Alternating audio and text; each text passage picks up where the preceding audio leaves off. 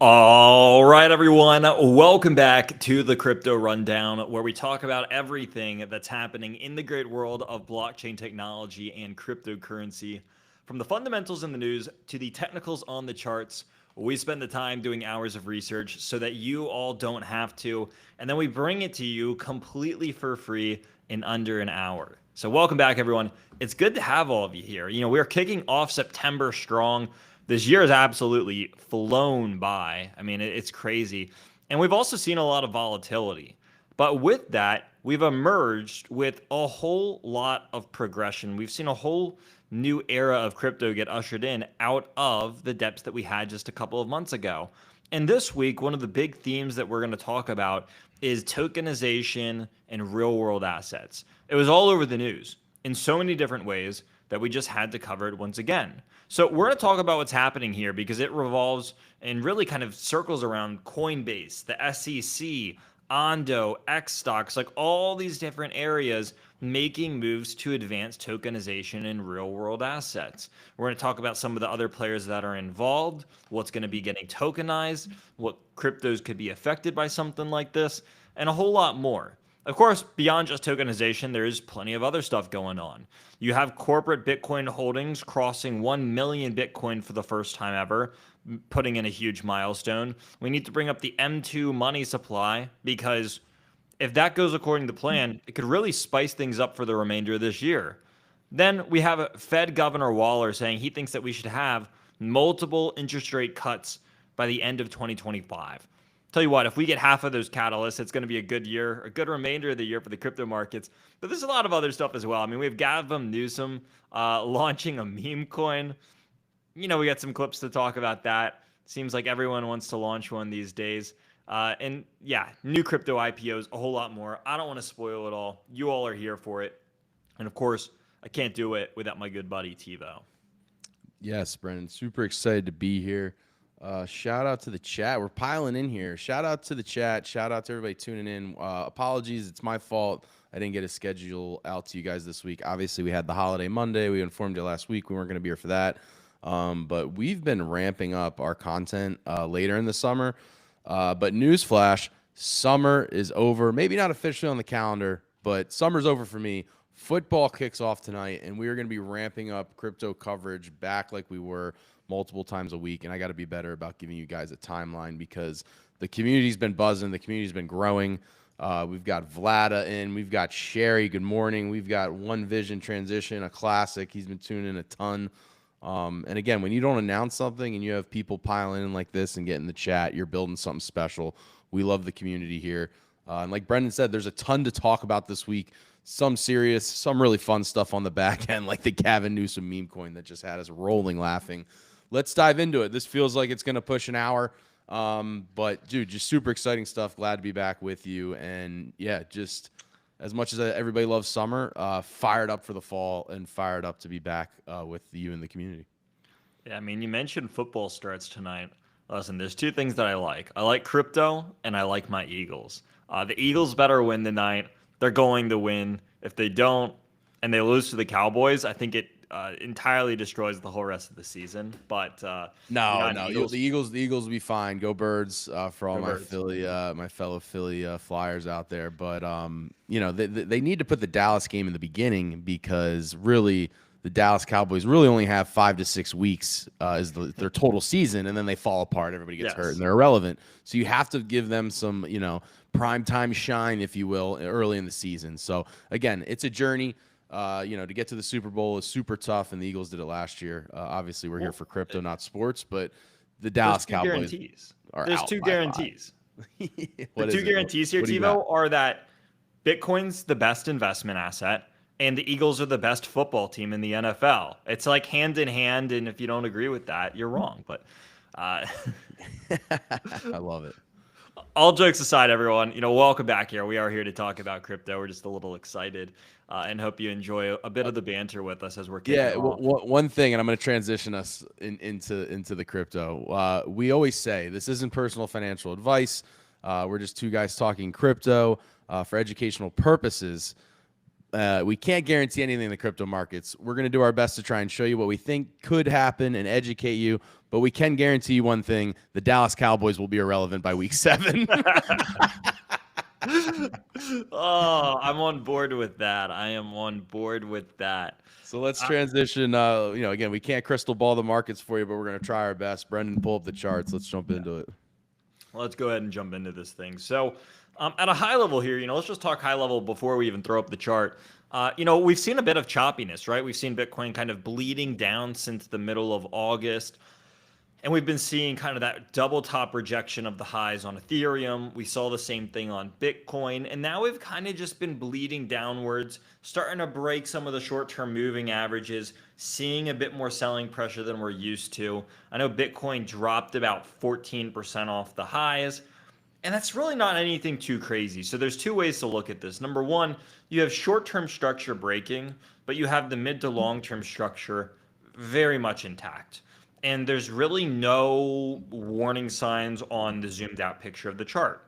Now, on the short-term chart, there are a little bit of cracks that I think that you can look at and you can trade, and those day traders are realizing this, and maybe the very short-term swing traders have been able to make something from this. But again, the big picture looks fine. So we're going to talk about some of the possible scenarios here. We're even going to allude to the idea that Bitcoin could go a little bit further to the downside. But again, that's all just like short-term stuff. It's nothing that I see as a viable threat to the bigger picture, to the longer-term time scale. So, again, we always like to be transparent and honest with the audience, whether we think the market's bullish or bearish or whether it's just going to chop sideways for a bit. And so we like to keep it real with all of you. But as we look at the Bitcoin chart here, Tevo, I mean, this is that bleed that I was kind of talking about. We came up, we failed to break out to new all-time highs, sharp rejection from this off the highs. And then we bounced here, saw a lower high, lower low, lower high, lower low, lower high again, and we're rejecting and coming down here. So there's a couple areas of resistance, and there's one big thought that I have. Number one, this area around 112,000, roughly speaking, was a big area for Bitcoin in the past. I mean, we saw it come up here and reject and reject and reject, and we saw it struggle around this area quite a bit. This is where the previous all-time high was before we broke out. Now, after we broke out, we used this as support here at the start of August and again here towards the end of August. And ever since we have broken down from this trend line, again, it was resistance, then support. Now we're below it, and we can quite clearly see it being used again over here as resistance because we have the breakdown, we have the rejection, we have a deeper breakdown, and it looks like we're rejecting this area again right here at a slightly lower high. So we're seeing these lower high rejections, and these kind of look like just inverse break hook and goes. So when we're seeing this again, is it a great sign for Bitcoin? Not necessarily, but it's very much in the short-term view. We don't look at something like this and say, oh, this ruins the whole macro infrastructure of Bitcoin, because that still is all very much intact. In fact, this has been a somewhat mild pullback in comparison to some of the previous ones that we've seen, where Bitcoin has pulled back, below the 200-day moving average here, below the 200-day moving average here, below the 200-day moving average over here. And, some of these moves have been 23%. This one was 35%. This one was 33%. And then we look at this little move that we have over here, and Bitcoin hasn't even tested the 200-day moving average. We're not even near it yet, let alone, breaking through it and destroying structure. We're just nowhere near that area yet. And so when we look at this and we say, oh, Bitcoin pulled back 14%. Again, not anything too crazy or out of the ordinary. We've seen moves like this happen over here, about a 10% pullback. We saw another one over here, about a 13% pullback. We've seen all sorts of other pullbacks, and we've recovered off of these. And so we've had all these different double-digit pullbacks, and I say this because they're quite frequent in Bitcoin. And I don't want anyone to freak out too much about them because they happen. And the last time that we did something like this was just a couple of months ago. We were recovering off of the April lows, went back up to all-time highs, rejected the all-time high, and then what did we do? Well, we rejected this all-time high, and we fell about 13% to the downside to something called the Anchored Volume Weighted Average Price, or the AVWAP or the AVWAP as we like to call it in TA. So we plot this anchored VWAP from the April lows on, around the start of April. And this is where we pulled back to on this orange line. Conveniently enough, this is where we're coming back to right now, and we're still finding support down here. So again, in the short term, you have a few little signs of like, hey, we're breaking below the 20-day moving average, below the 50-day moving average. This is forming a short-term death cross. We're seeing a break of support, the rejection of it. We are seeing some stuff, but it's all very short-term in nature. So what that means is that, yeah, maybe it's possible. I'm not going to say guaranteed. It's a possibility that we go a little bit further to the downside. Maybe we tap this AVWAP from the April lows more properly, like we did over here. I'd say that's a possibility to retest 106K. If we end up breaking that and we come back to the 200-day moving average, which we've already seen 3 times since the pivot in 2022, that means we come back to around 101K. Previous area of support, 200-day moving average down here, a bunch of different levels to look at. So again, long-term structure, unscathed, a little bit of short-term stuff happening here. But that's what you get in any market, right? You're going to get pullbacks. You're going to see things move up to new all-time highs like we did, and then you're going to see it pull back. And then it continues and pulls back.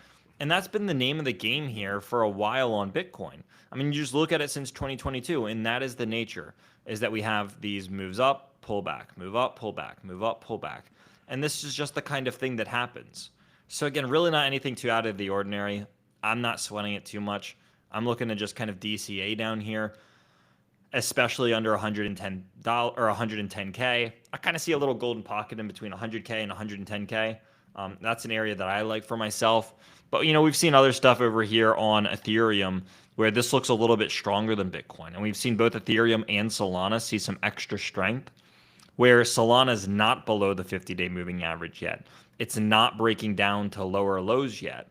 And so, again, a little bit more strength in here from Ethereum. Yeah, it kind of did a similar double top at all-time highs, but it's not seeing lower lows. It's not breaking below the 50-day moving average. So there's just a little bit more strength in Ethereum, and that's something that I've noticed. And then the final one before I pass it off is that Solana as well, seeing more strength.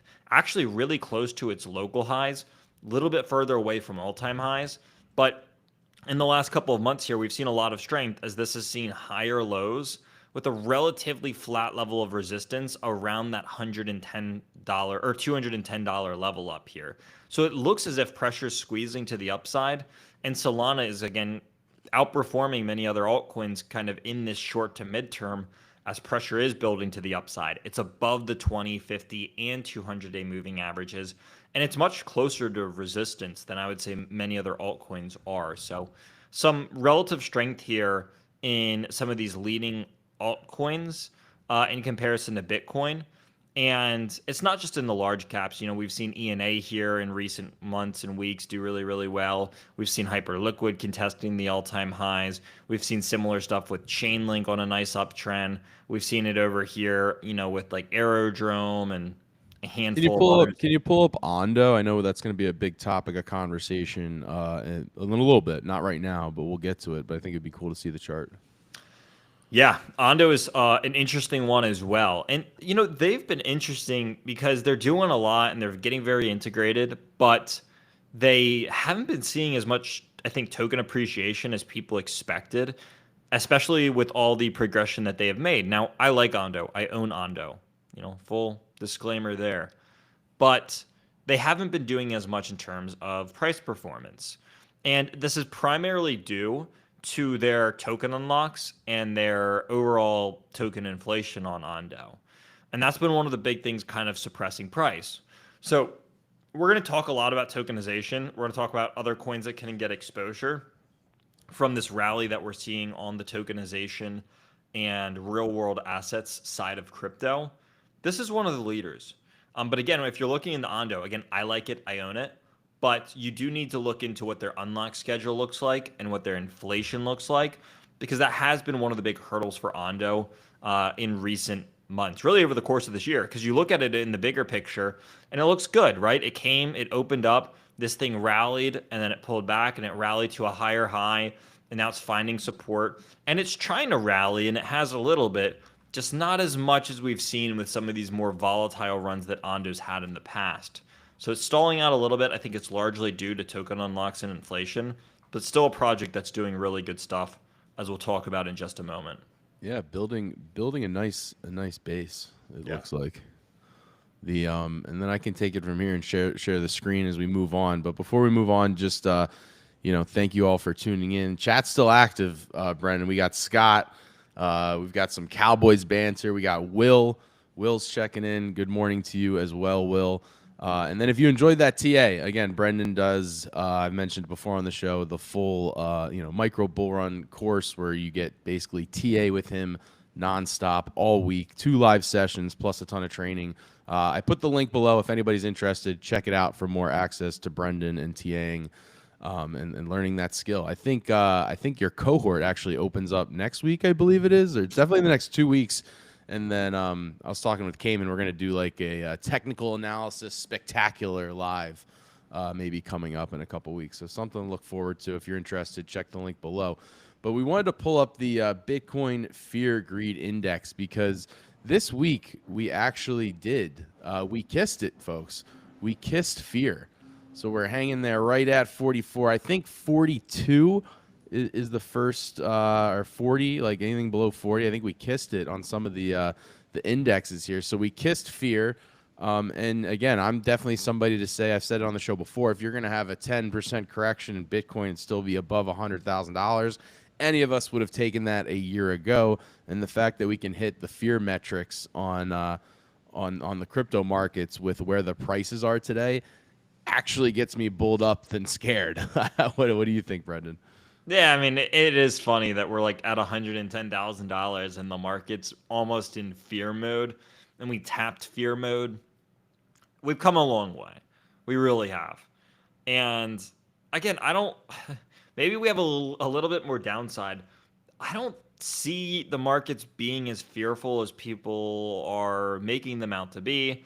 You look at all the catalysts, like we're getting good regulation, we're getting good adoption, we're seeing good progression. More companies are getting their hands on it. The treasuries are growing. They're not stopping. The ETFs are there and doing stuff. And then you look at rate cuts coming, which we're going to talk about here a little bit later on. But that looks imminent. The odds of a rate cut went from, I forget what it was at, to 98% yesterday. Yeah. We went to a 98% chance of getting a rate cut yesterday after the JOLTS report came out. And for crypto, that's a really good sign. So again, I zoom out. In the short term, yeah, things look a little rough, but like I zoom out and there's good TA in the long term and there's really good catalysts in the short term. And I can't see what would derail us from that without some crazy unforeseen event. Like with the data that we see right now and the catalysts that we know are coming, I still think it's hard to be a bear, especially on Bitcoin. Yeah, I couldn't agree more. I pulled up this tweet. I was like, and you're technically fearful, kind of to your point. The regulation keeps rolling in. The SEC, I saw a tweet right now as we were live, is like, the SEC continues to roll out the red carpet for crypto regulation. As if there's anything, that changes on that, we're going to be the first ones to bring it to you. But to your point, it's hard to be bearish when kind of the runway's set for this asset class. And as it continues to go, all I see is new products coming left and right. It's just new product after new product, whether it's, we got equity index futures from Coinbase. I'm going to hand it off to you to explain this, but just at the table is like all these new products. Then we're going to talk about tokenizing stocks. It's like it's a pure unlock of liquidity in my mind. So what are you seeing from this Coinbase announcement? Yeah, I mean, listen, everyone, we're about to go on a tangent of tokenization and real world assets, which is a sector that's exploding inside of crypto. But we have just gotten a dump truck unload of news, and Coinbase was one of the first ones on the list. So they said, hey, coming September 22nd, we're going to allow people to trade Mag 7 or the Mag 7, and I guess on top of that, they're also going to get index futures for the crypto market or for equities on the crypto market. So what this means is that people will be able to trade tokenized versions, or what looks to be tokenized versions of the Mag 7 plus index futures. So this means S&P 500, NASDAQ, Dow Jones, Russell, all those things. You'll be able to trade futures contracts for them, which is a form of leverage. They expire every month. The contracts last a month. You can buy them and sell them at any time, but the contracts change every single month, and they're usually pretty heavily leveraged. I also saw that they were expanding to their international markets outside the US up to 50x leverage on some of their other perpetual contracts. So Coinbase is making a big push here. We know that they've talked about how they've wanted to integrate more tokenization and doing stuff. And so now what they're starting to do is introduce some of these more mainstream tradfi assets. And I think that this will be their way of branching themselves into more and more tokenization over time, because they're going to say, hey, get familiar with these products, and then they're going to have more tokenized assets. And that's kind of just the way that I see this moving, is them getting everyone accustomed to this stuff first, and then again introducing it more and more, kind of the way that Robinhood has been doing it. Again, another one that we didn't even include in here, but they've been heavily involved in the TradFi space, gotten more involved in crypto, and now they're saying, hey, we're going to be able to tokenize all these different TradFi assets and equities, and then we're going to get people familiar with them, and then you're going to be able to trade them at a later point in time. So we are seeing this bridge between the two get closer and closer to kind of being done. But there's a lot of other groups that are kind of doing something similar to this. Yeah, and one of them's Ondo, so we'll bring that up next. But I think that's kind of the interesting part of this whole thing is the old guards, your Goldman Sachs and JP Morgans, and yes, they've come out and the headlines are there like, oh, we're anti-Bitcoin, but we're pro blockchain, and we're going to build blockchain's the future. Yes, yes, yes. It's kind of interesting to see who's really building underneath the hood. And again, I think we've talked about this before, like the real winners are going to be the ones that have the best UI and the best tech, even if they aren't the old guard name brand. Now, don't get me wrong, if Goldman Sachs and JP Morgan and Wells Fargo, if they roll out some awesome, blockchain technology or partner with the right people and have the right tech, then even if it's just a little bit not as good as some others, they're going to win because they're the old guards. But I think there's something to be said of like, are these people really, these companies, have they been investing this? Have they been building for the future? Or are they going to kind of get caught off sides? Like, you can talk the talk, but if you roll something out and it stinks, like these technology companies, again, Robinhood is thought of, and this was the famous call that we talk about all the time, is like Robinhood was valued as a trading stock brokerage gambling website. And then the bulls got on board. Our Crypto 101 podcast was one of the first out there at $9 telling you, like, this isn't a gambling brokerage company. This is a technology company. This is, the future of blockchain, the future of finance. And, you see the stock since we've had that episode at $9 goes up to $100, right? $110. So, this is the type of technologies that, we try to bring to you. And so now, Ondo's tokenizing stocks, and we have another one, X stocks. And it's like, you see where the puck's going. So again, and just because they're announcing this, there's more research and more education needs to be done. It doesn't mean that this is some magical investment. You need to do the research and you need to make sure it's right for you. But this is the type of stuff that these bigger companies should be doing, should be building, should be announcing, but they're just talking about working on the blockchain. They're not actually rolling stuff out. So are they caught off sides, Brendan? What do you think? And are you excited for the Ondo announcement? Because that was a huge rollout. Yeah, it's a huge rollout. This thing just went live yesterday, I believe. And what this is they're going to be rolling out 100 different US stocks and ETFs on chain. And they're also going to be having a ton of different partnerships and integrations. And so people are going to be able to trade, all sorts of different equities, Apple, Tesla, Meta, Nvidia, like Amazon, stuff like that, alongside different ETFs that they're already used to trading, but it's all going to be done on Ethereum through these tokenized assets. And I was looking through their partnership list of different apps that have like integrations and partnerships with them. And they already have it with like the BitGet wallet, the Trust wallet, OKX wallet, Gate, Chainlink, BitGet. They have all these different integrations as you kind of scroll down. I'm sure you can probably see some of the ones that they list. And then they mentioned like, hey, like this is just the start. We're looking at doing a lot of other things, including more assets and also moving to other chains. And so they talk about how they want to move from just primarily being on Ethereum to also expanding to their own chain, Ondo chain, and then BNB, Solana, and a bunch of others. And so this is cool because I believe they even have a feature in here. Um, they're either working on it, or I'm actually not sure if it was included in this update, where you can like mint and redeem shares based off of what you own. And you're able to actually like transfer these things around, which is a pretty interesting concept. So they're working on a lot here, and Xdox is another group that's been working on this as well, but they've been primarily focused on Solana. So they've been tokenizing the equities market on Solana, and now they're coming in here and saying, "Hey, we're going to be expanding to Ethereum. We're going to be bringing 60 different equity plays and allowing those to be traded on Ethereum now. So we're going to have some cross compatibility." And we're just seeing a huge, huge push from this sector.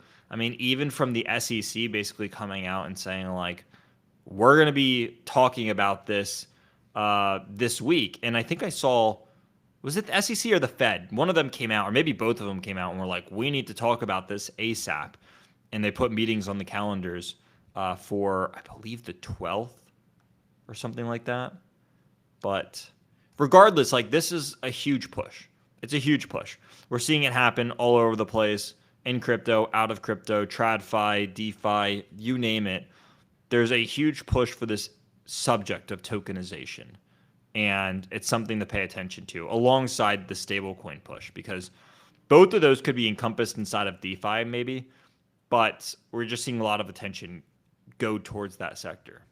Right. And again, if you're comparing TradFi to DeFi, there's a lot of red tape and regulation of how can we get involved? How can we build? And we've seen the partnerships, and we've seen kind of, excuse me, the quote unquote moonshots, and Robinhood and Arbitrum was leading it off, like we said.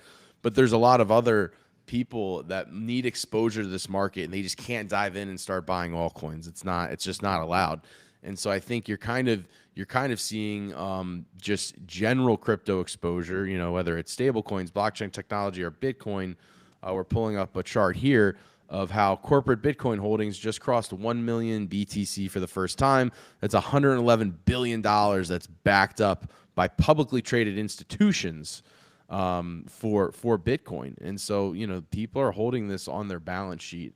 And as you can kind of see from Q4 2023 all the way up to the latest, it's grown quarter over quarter, little by little. Huge jump from Q3 to Q4. And then again, we seem to be compounding pretty fast since those ETFs have come online. And so again, I think the coolest thing is we all had the theory, right, Brendan, when we were doing the whole, the Bitcoin ETF at the time, when we were doing like one rundown a week, and we were having on guests and talking to Matt Hogan and getting this thing off the ground, like what a monumental day it was, and how excited we were. And then remember that dip? Remember the sell the news? That was so funny. That was so funny. At the time of the ETFs launching. Right. And then it was so funny because, again, as a team, and that's why you need a community, right? Because as a team, we're all like, this is ridiculous. Like, buy the dip. This is crazy. But like there is like a 1% where I was like, oh man, is this just like a fugazi? Like what this should definitely work. Like everything adds up to this working. And then here we are, a year plus later, and it's worked. So like the playbook's set. And that's why I think these blue chips, again, Ethereum, you're seeing it play out with the narrative. We've talked about that a lot. The Solana ETFs are up next. Other altcoin ETFs are coming. And so it just takes time to get this through the process. But people are begging to get into this market. And again, we've seen it with the IPOs, and we're going to talk about more of that later in the show. But, it's almost, again, it's not personal financial advice ever. It's educational. It's fun. But like the playbook's been given to you. You just need to do the research and again, play where the puck's going to go, not where it is today. And if you remember, like during that period where things were falling after the ETFs, and we're like, why is this happening? Like we talked about Grayscale a lot. We had a lot of like frustrating episodes where we're like, listen, Grayscale's unloading in mass. And we said, look, they can't keep this up.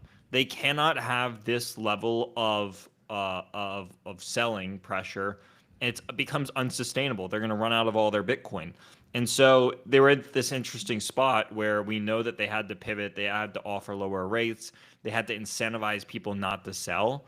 But we said, this can't go on for forever. The primary reason why the market was getting driven down was from people offloading their Grayscale ETF shares. And since it was spot, it was affecting the Bitcoin market directly and the whole crypto market. And we talked about like, hey, this is a short-term thing. This isn't something that goes on for forever. They have to pivot and maybe probably offer some concessions. And once the people sell, they've sold. And like this is a very short-term thing that we talked about at the time of it happening.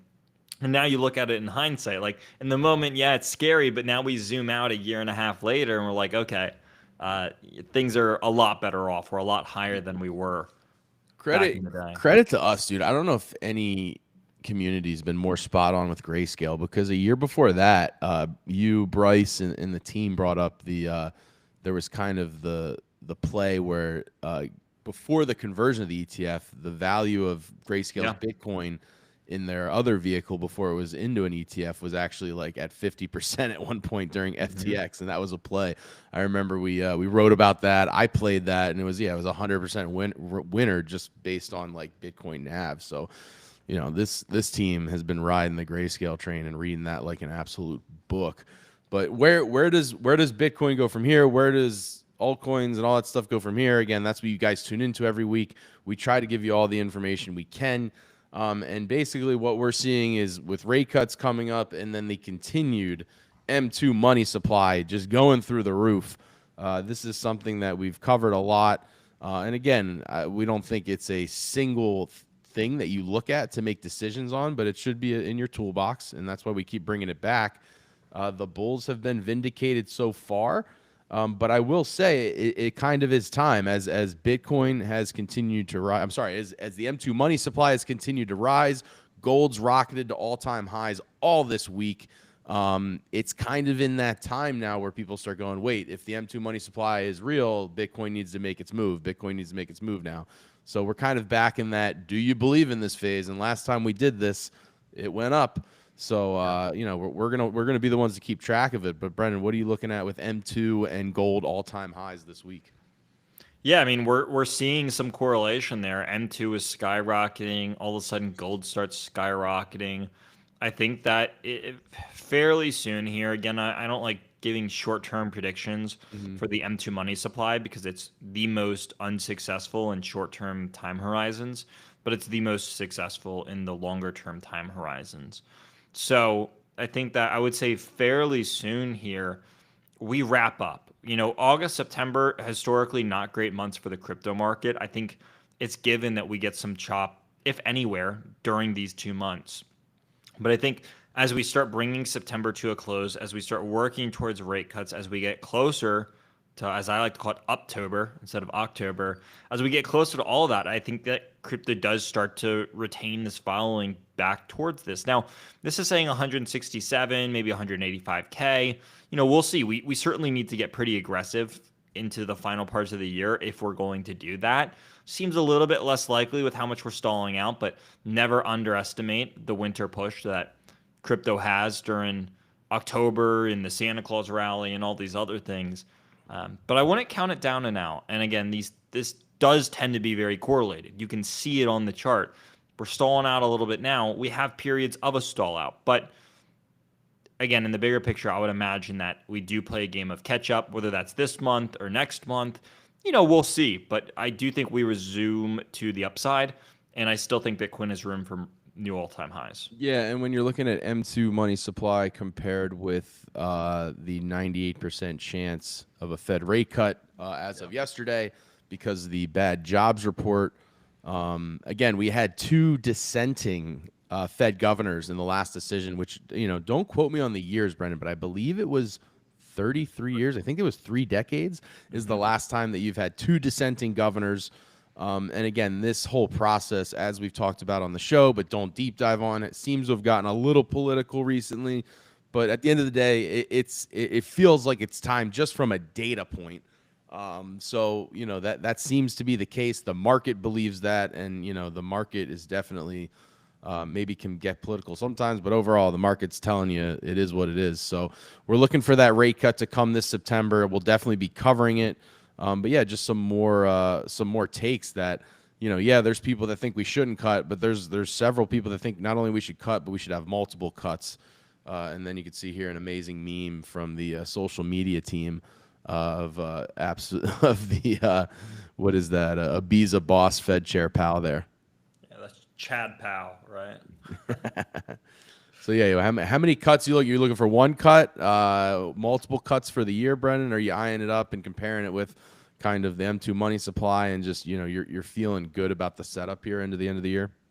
Yeah, it's interesting. I had one of our members ask me in one of our more private settings about what's happening here and what I thought was going to happen. And I do think that we get multiple rate cuts. Now, I see some people starting to say three. We'll see.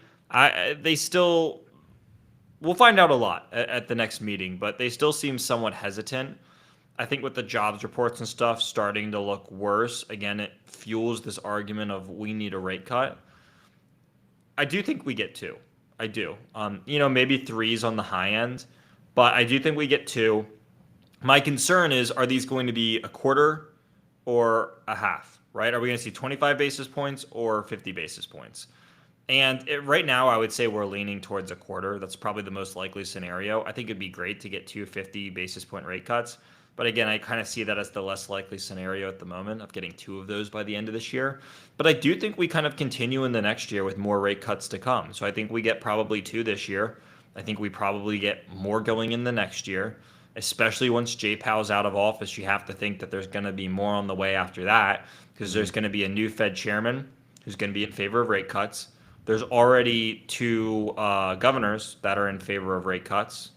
And now we're getting more economic data to fuel this idea of a rate cut. So, like, the data is pushing us towards this idea that we should start seeing more and more of this.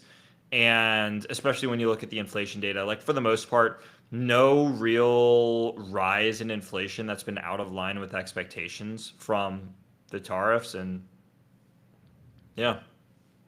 Yeah, couldn't agree more. And again, it's just kind of the bullish news continues with a flurry of IPOs. Obviously, the crypto ones are what we want to cover especially after the Circle launch that went absolutely bananas, and a handful of others. But Gemini, remember we were covering, it was like Gemini secretly files for IPO or something. Well, the secret's out. It's public. And they're going forward with it. And then there's, what was it? Figure was the other one, Brendan? Is that right? Yeah, Figure. So Gemini and Figure, obviously huge steps for crypto. So what's your take on that? And then, the coolest thing now, I think, with some of the, brokerages like Robinhood and SoFi as well, as the public is starting to get at least limited access to get some bids in. So what are you seeing? Yeah, I mean, we talked about this like a month or two ago when we said, listen, Coinbase did it, Circle did it, a lot of these groups have done it, and this space doesn't have a lot of competitors yet. And with the success that we've seen, it's just the way that we're going to move. And we talked about Gemini, we talked about, I think BitGet was maybe one, and the only one that isn't on the list quite yet is Kraken, which will probably be next year, in my opinion. We'll see. But yeah, I mean, Gemini's going for it. I think this will be pretty interesting. Gemini's made a huge push in the US. They've been growing. I think that the collapse of FTX has helped them out a lot. A little bit of a tragic event, but probably good for Gemini.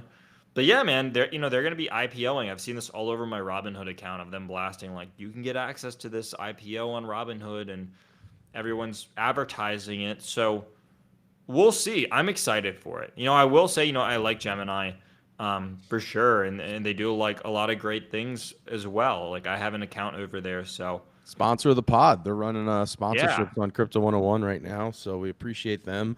And yeah, there were some talks that they might want to re-up. I'm trying to get one of the Winklevoss twins on. I'm like, hey, you guys, will give you a good deal if Tyler or Cameron want to come on and do an interview with us. So yeah, yeah, absolutely. all And good stuff. No, good. I was gonna say, we've made videos on them too, right? So like, Yeah. we bring this up when we were saying, hey, this is happening, but like, also, like, we like them. We've literally recently been making videos on them. And those videos that we made, Tevo, like, they weren't like sponsoring us, like paying us, go No. make these YouTube videos. We were just like, they're popular and we like them and they're reliable. And so we've gone out of our ways here in the last couple of months to just make videos on them. So again, we like this. I'll probably try to get my hands on some exposure here. We'll see if I actually can. Sometimes it's a little bit harder to, but listen, I like them. I want to support them. Again, this isn't sponsored either. I know they're a sponsor of the pod and stuff, but we're talking about this because we think it's relevant, and we like them. So Yeah, yeah, 100%. And I think that when it comes to sorry, I'm trying to pull something up, but when it comes to Gemini and getting that IPO access, I think that again, the market's thirsty for crypto IPOs. We talked about the Circle one. We did a full breakdown, and we thought that was going to go bananas. And then we actually had Joe, Brian, and all of us on, and I was the only one that got exposure to that one. I know Joe got, and then they were upset that they didn't because of the bidding. So it's like it's stuff you really got to educate on if you want to try to get access to that IPO stuff, whether it's through SoFi, Robinhood, whatever. But it's awesome that there's the opportunity. And the Circle one was a big win. I know Joe got in on one recently. I can't remember the exact name of the company. He had a big winner. So the opportunity's there, but I also think, and I guess when we get closer to launch date, maybe we can give a, an educated guess / prediction what could happen. But there's something telling me that I think it'll do really well, but also like what happened to Circle was kind of a one-off. I think that was like a little bit more of exuberance. So yeah, I don't think there's going to be a 10x out the gate per se, but I think again, even just a long-term play, like the Winklevoss twins are true stewards of the space and been around for so long that you got to think that they're going to grow and it's a good thing to get, even if it's at the IPO, even if it rockets up or it corrects, whatever, long term. And I was distracted because I was trying to pull this up. As you can see here, we got Tyler Winklevoss liking. Oh, I'm sorry, two of my posts. Two of my posts. I'm trying, man. I'm trying. I got Gemini jumping over JP Morgan, one of my famous memes there. But he gave us a follow, which I appreciate, and he's given us some likes. So I'm on the case, Brendan. I'm trying really, really, really hard. Hey, he'll come on here sooner or later. That's the idea.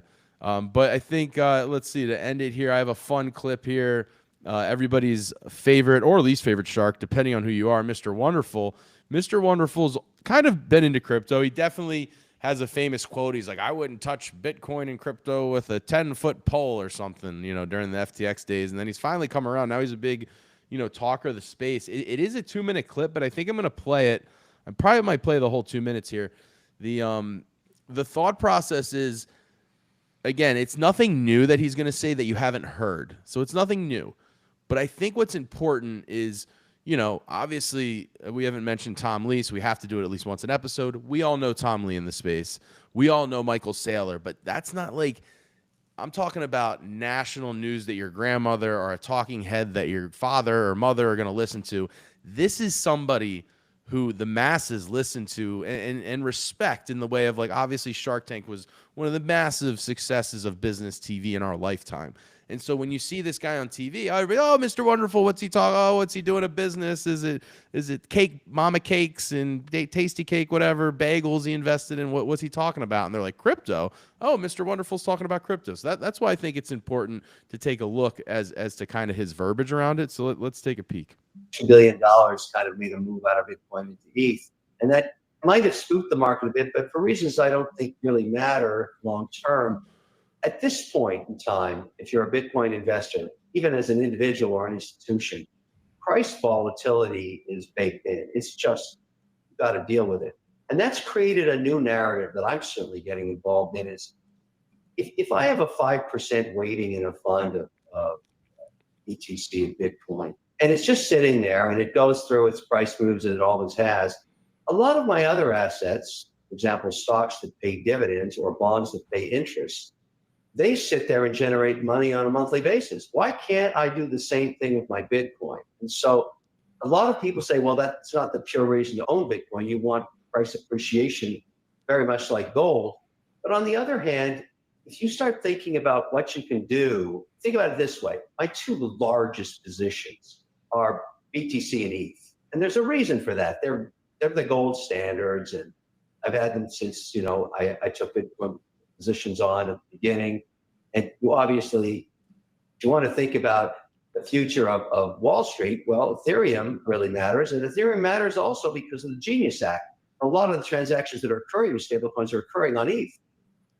So I'm going to stop it there because, again, obviously, obviously, Mr. Wonderful's been listening to Tom Lee and the Crypto 101 podcast because he just hits all the same talking points. But I think the number one thing, and he goes on the rest of the clip, he was saying, my biggest two positions, Bitcoin and ETH, that's 90% of my crypto portfolio. And I think that's important because, again, as much as we love altcoin season and we're really into that stuff and going through the trenches, and you know, you can do it with technical analysis. Brian and Joe are in the trenches doing their meme coin stuff and are finding absolute wild winners in there.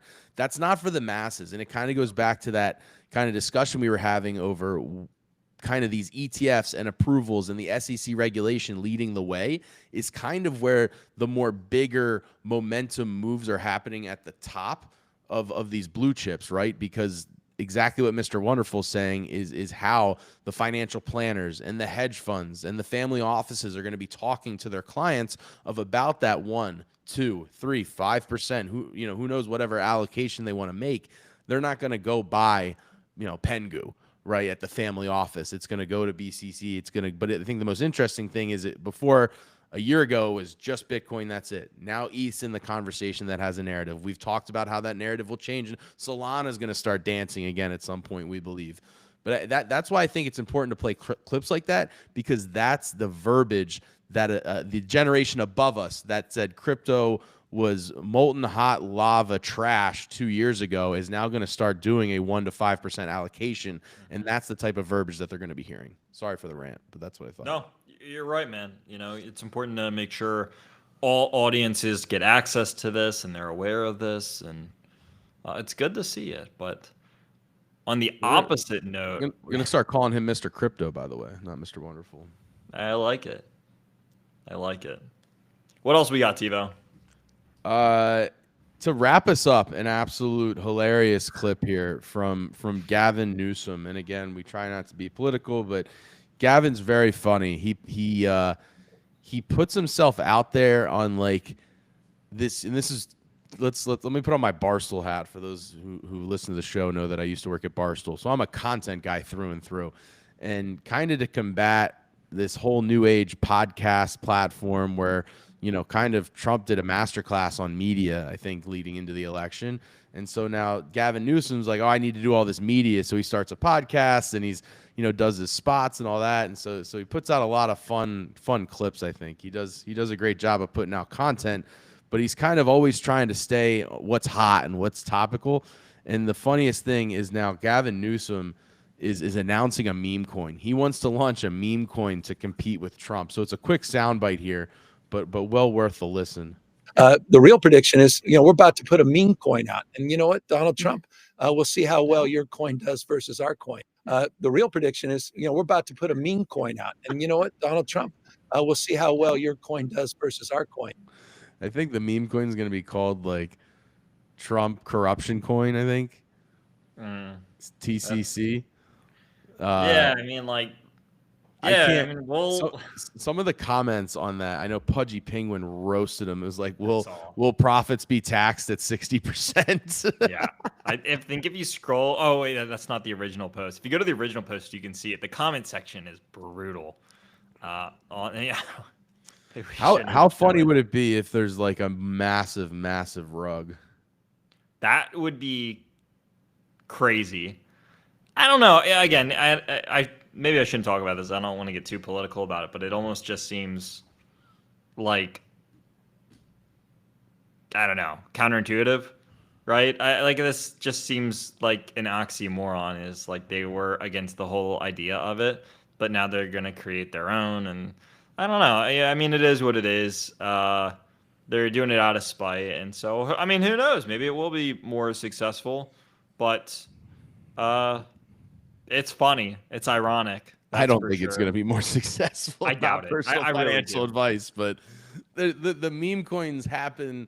Again, I guess Trump did launches and it wasn't truly organic, but he's an internet character via organic creation over decades of media. Politics out. We're talking Apprentice. We're talking famous TV segments and news. Like before he was ever in politics, like Donald Trump has been a media first person, a media icon. And that's what we've talked about with meme coins, Brian and Joe, right? It's like meme coins are about bringing culture on chain. Pudgy Penguins is a movement, right? It's a movement, it's a culture, it's a brand. And that's why taking politics off of it, the Trump stuff works because it's hilarious. And he leans into these accounts, and the White House is tweeting memes, and it's like it really is funny. So then, like, just the thought of a political opponent being like, well, we're going to launch a meme coin and it's going to be better and we're going to kick your butt. It's just like, you're totally missing the assignment. You're totally missing the assignment. That is the best way to put it. And maybe we should have Brian and Joe talk about this because, they're the experts on the meme coin things. But yeah, I don't know. We'll see. I can't imagine. Because, like, the way that I look at it is they are, the left hasn't been as friendly towards crypto. You saw with the previous administration. It's just how it was. They were not very friendly towards crypto. So, but they're trying to tap into the crypto audience here, but their primary demographic doesn't just necessarily like crypto as much as a whole. And so it just, again, I don't really see the benefits here. And they're kind of missing the mark of like a whole meme coin in the first place. It's not for that purpose. But anyway, it is what it is. Breaking news. This is actually credit to Rohit, our analyst over the weekend, sent this in the group chat about strategy, meeting all the criteria for the S&P 500. Just a post on X. Thought it would be cool to wrap up with that. Something to look out for. I know Robinhood was kind of gearing up for an S&P 500 inclusion and is ready, and now Strategy's ready. So who's going to get the tap on the shoulder? Who knows? I forget. Interactive Brokers got in a couple weeks ago, which feels like they got the nod over Robinhood. Which, hey, full bias aside, 100% bias over here. Smells a little stinky to me. That smells a little bit of. What do you think? I could not believe that they got the nod over Robinhood.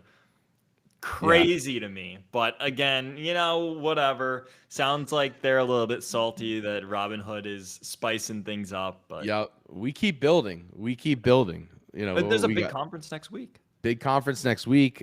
We've talked about it before about the personal banking is going to be rolled out this fall. I do have the credit card. I'll enroll in the personal banking. I'll give us a review. Maybe I'll make some YouTube videos. I actually thinking that maybe make like I've had the credit card now for a while, so give a review on that. And if I do the personal banking, again, that's what it's all about. Actually, I forgot to say this when we're talking about IPOs for the community. If you're interested, I had Joe make us a tutorial on how to do Robinhood IPOs. So we could educate everybody if they're interested. I haven't gotten the thumbnail. It's not up yet, but it will be up this weekend. So if you're interested in the IPO process, again, subscribe, check out the education section of our playlist, and you'll find the Robinhood IPO education tutorial. Perfect. Well, I think that brings us to a close here. We're pushing up towards that 1 hour marker, but man, we appreciate everyone coming in here, listening to what we have to say and talk about. Sorry to cut you off on the wrap up. I did tell the chat that we had some questions with Luke too. So if anybody has one more question, toss it in. McCriz, planning on taking a few shorts on my stocks and maybe some, taking few short on my other stocks. Planning on taking a few shorts. So I'm guessing shorting the stocks and going more all in on BTC and ETH. Is that foolish? Again, we can't make a personal financial plan for you, McCriz. Kind of the summary of the whole episode is we are bulls. We are a bullish outlook team here. Again, there's a lot going on. It's seasonality. August is weak. September traditionally weak. But you were here for the whole episode, and so you kind of made us kind of give the counterpoints for at least a medium to long-term view. Anything to add there, Brendan? No, yeah, I mean, like you said, man, we're bulls. We own both too, right? I think everyone on the team, I would imagine, owns both stocks and equities as well as crypto, but we're very heavily focused and bullish on crypto more so than anything else. So, we can't tell you what to do with your money, but I'll tell you what, I have personally been buying both more Bitcoin and Ethereum on this dip, so I'm okay doing that. Love it. And then Mrs. Seeley, an absolute staple to the YouTube chat. I think she's been to literally every one. Do you think alt season will go into mid-2026? I think basically the general thesis that we've lined out is we're eyeing up momentum into the end of the year. which, I guess would continue into 2026. I personally am a believer of that. I also think, again, in general, zooming out, I'd actually, last point I'll toss to you, Brendan. I think that, and kind of what Matt Hogan has pitched and a lot of others have jumped on, kind of the end of the 4-year cycle mega crash. Again, there could always be a macro catalyst. Obviously, FTX was the one that really put the last dagger for a big fall. I don't think we see that with the proper regulation. We hope. We've talked about how a lot of these treasury companies, depending on how many there are and how well they're run, could be a risk. But, I personally am kind of believing in that camp, especially for Bitcoin, that you're not going to see that 70, 60% correction anymore.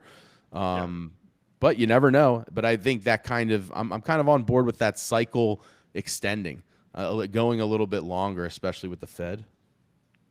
I would agree. I think that it can be extended further. I think that we can see it go a little bit longer than normal. I've talked about this a little bit too, Tevo, where I just think that we are, dare I say, getting away from the extreme volatility of the 4-year cycle. I think that we see the large caps probably behaving a little bit more like indices, where they have these like gradual appreciations to the upside given with a little bit more volatility. We still have somewhat of a cycle. We still have pullbacks and stuff like that. But yeah, I think that we can go a little bit longer. And, I would kind of look for prime time to be the end of this year. I would say, listen, I think we fall and we chop around for a bit. And then in a perfect world, I see us rallying October, November, December, maybe January, having a big blow off, and then probably cooling off again. That would be my ideal picture. I like it. And I think, again, to that point, summer's over. It's time to lock in. We're gearing up here. We're going to be doing a lot more shows. Solid audience today for not, promoting it inside the community. YouTube only audience. We appreciate you guys. Please throw us a like if you haven't. Subscribe. Hit that little logo in the bottom right. Turn on the bell. We're doing a ton of content this month in September as we gear up for our favorite month, October. Brendan, take it from me. Sign us off. Absolutely. Well, hey, everyone, we appreciate all of you coming in here, listening to what we have to say, banter, go back and forth, talk about crypto, everything in between. It has been another great episode of the Crypto Rundown. And so we're going to be back to doing these multiple times a week, every single week, for you all to listen and watch in on. So make sure you hit the like and subscribe button. If you like it, leave us a comment. We love being able to interact with you all. And we'll see all of you at the same time, same place next week. Take care.